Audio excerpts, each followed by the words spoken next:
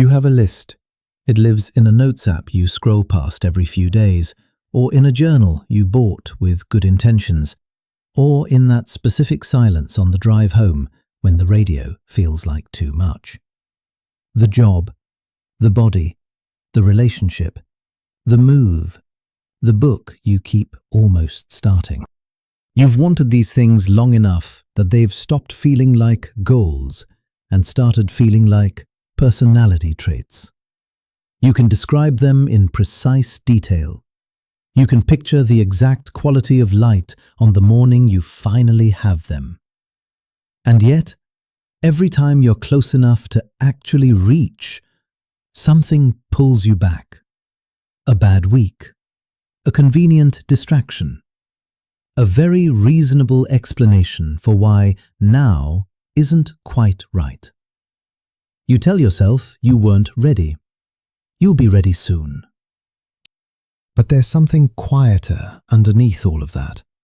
Something you don't say out loud, maybe even to yourself.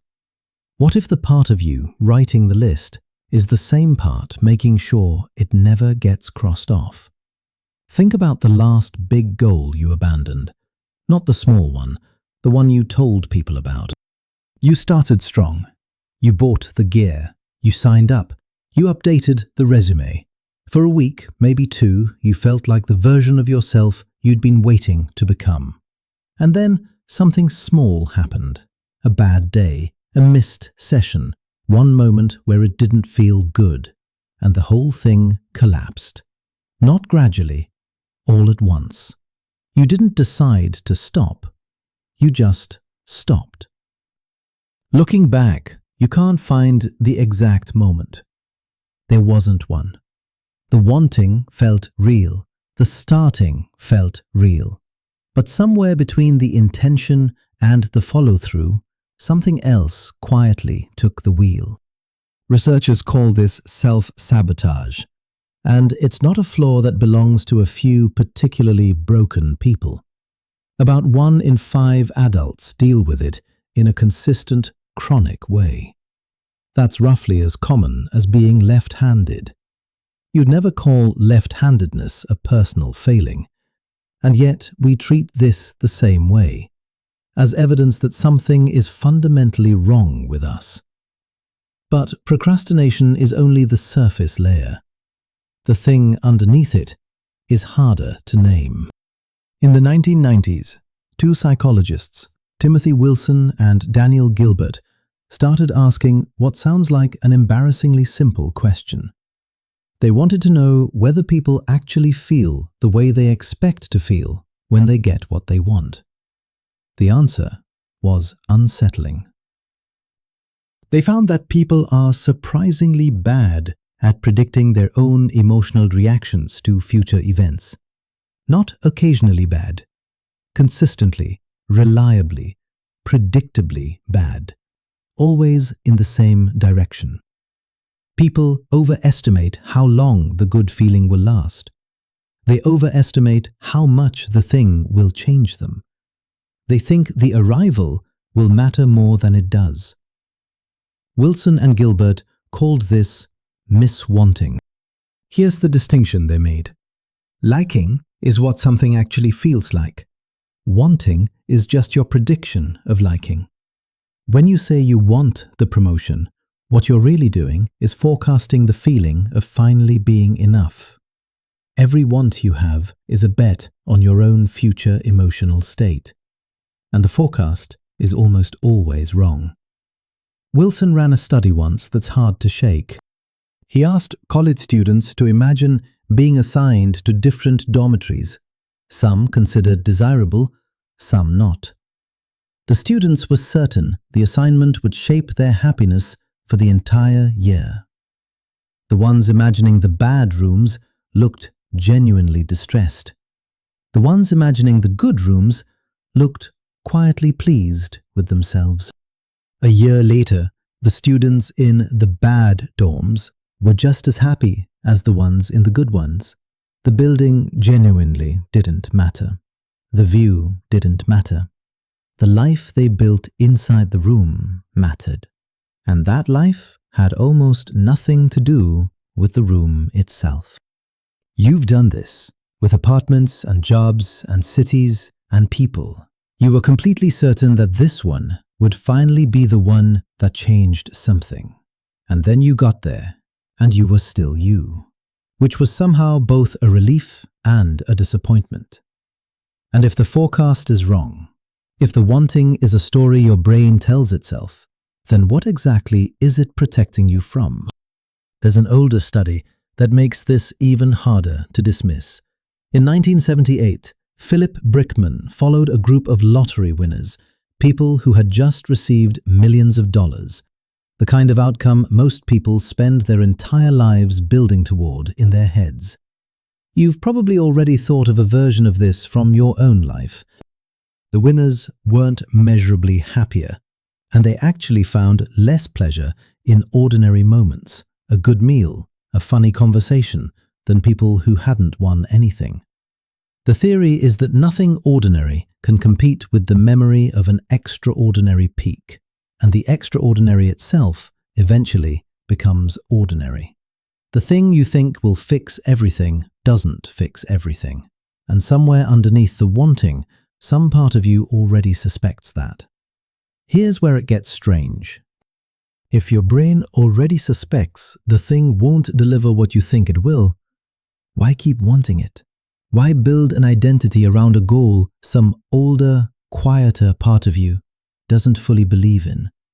Because the wanting itself is doing a job. You know that specific tiredness that only appears when you open the document? The one that isn't there when you're watching television, only when you sit down to write. That's not laziness. That's your nervous system doing what it was built to do.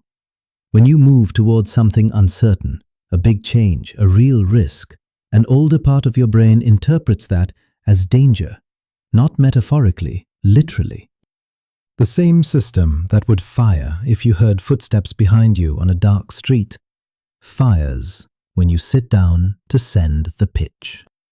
Your body genuinely cannot tell the difference between a predator and a possibility, and so it protects you. It manufactures exhaustion. It makes the couch feel urgent. It creates a very reasonable explanation for why tomorrow would be a better day. Not because it's trying to ruin your life, because it's trying to keep you alive by keeping you still. Researchers have found that what we call self-sabotage often traces back to adaptive patterns formed early, strategies that once worked, that once kept us safe or psychologically whole. The behavior that looks like self-destruction in the present tense was, at some point, a form of survival. The part of you that cancels isn't your enemy.